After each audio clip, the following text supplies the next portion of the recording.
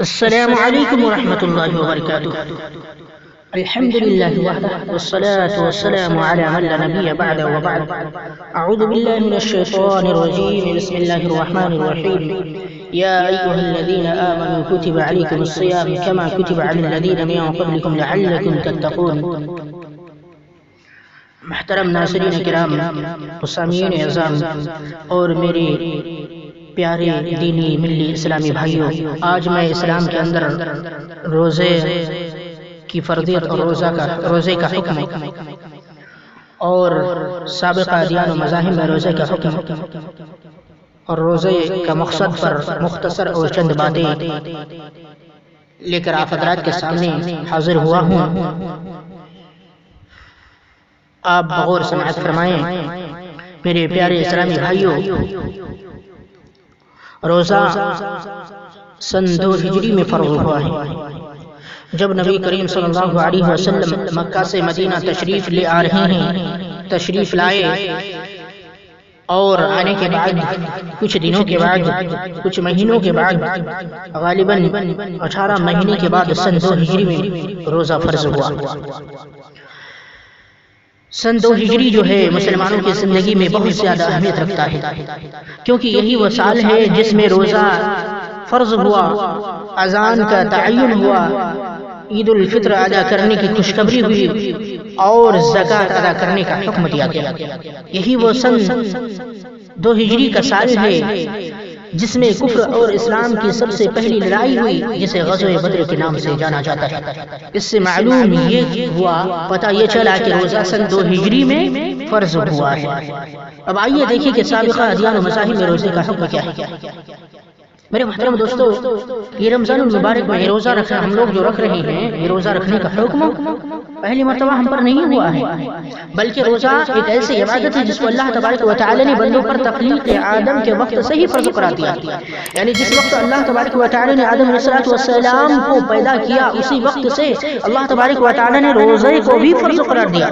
جیسا کہ اللہ تبارک و تعالی خود قرآن مقدس کے اندر فرماتا ہے، یا ایھا الذین آمنوا کتب علیکم الصیام کما کتب علی الذین من قبلکم لعلکم تتقون۔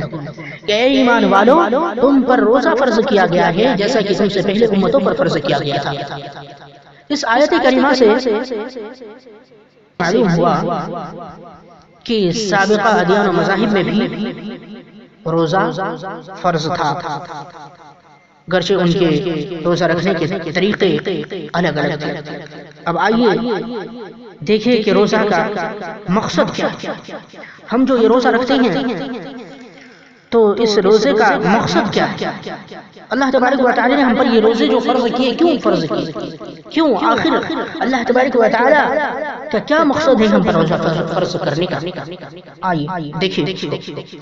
یوں تو اللہ تبارک و تعالی نے جتنے عبادتیں بندوں پر فرض کیے ہیں، ہم پر فرض کیے ہیں، ہم لوگوں پر، ان سب کا مقصد یہ ہے کہ بندہ اللہ کا فرما بردار ہو جائے، اس کے بتائے ہوئے راستے پر چلے، گناہوں سے کنارہ کش رہے، پاک و صاف زندگی گزارے اور ہر آن و ہر لمحہ اللہ کا خوف دل میں بسائے رہے، اور یہ یقین رکھے کہ اس کے ہر عمل میں نظر رکھی جا رہی ہے اور اس کی پوری زندگی کا ریکارڈ تیار ہو رہا ہے۔ روزہ کی فرضیت کے ساتھ اللہ تبارک و تعالی نے ان مقصد کو بھی مختصر لفظوں میں بیان کر دیا۔ یا ایھا الذین آمنوا کتب علیکم الصیام کما کتب علی الذین من قبلکم لعلکم تتقون۔ لعلکم تتقون کہ اللہ تبارک و تعالی نے کہا کہ لعلکم تتقون، تاکہ تم تقوی اختیار کرنے والا بن جاؤ۔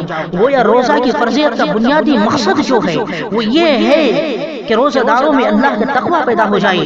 تقوی، کیونکہ تقوی دراصل ایسا وصف ہے کہ جب بندہ اسے سرفراز ہو جاتا ہے تو وہ بدعمالیوں سے کنارہ کش ہو جاتا ہے۔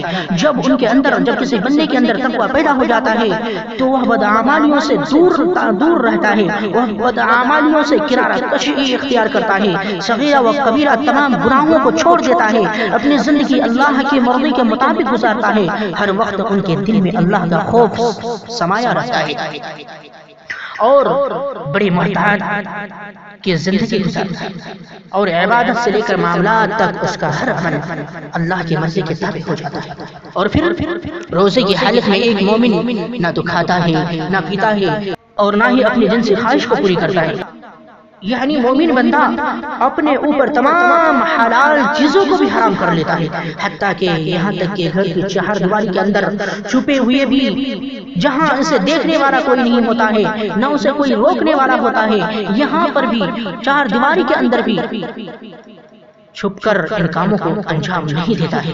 یہ وہی تقویٰ ہے، یہ وہی اللہ کا ڈر ہے جو روزے سے ان کے اندر پیدا ہوتا ہے، اور یہی روزے کا اصل مقصد ہے کہ انسان کے اندر تقویٰ پیدا ہو جائے، انسان کے اندر اللہ کا خوف پیدا ہو جائے، انسان کی زندگی اللہ کے حکم کے بتائے ہوئے طریقے پر چلنے لگے۔ یہی ہے روزے کا اصل مقصد۔ محترم ناظرین کرام، آپ نے سماعت فرما لیا کہ اسلام میں روزہ کب فرض ہوا اور ان کا حکم کیا ہے۔ سے میں اپنی باتوں کو ختم کرتا ہوں، اللہ تبارک و تعالی سے دعا کرتا ہوں کہ رب العالمین ہم تمام مسلمانوں کو، ہم سبوں کے اندر بھی روزے کا اصل مقصد تقویٰ کو پیدا فرما، ہمارے اندر بھی خوف اور تقویٰ کو پیدا فرما، اور ہمیں کتاب و سنت کے مطابق زندگی بسر کرنے کی توفیق عطا فرما۔ آمین۔ وآخر دعوانا الحمد للہ رب العالمین۔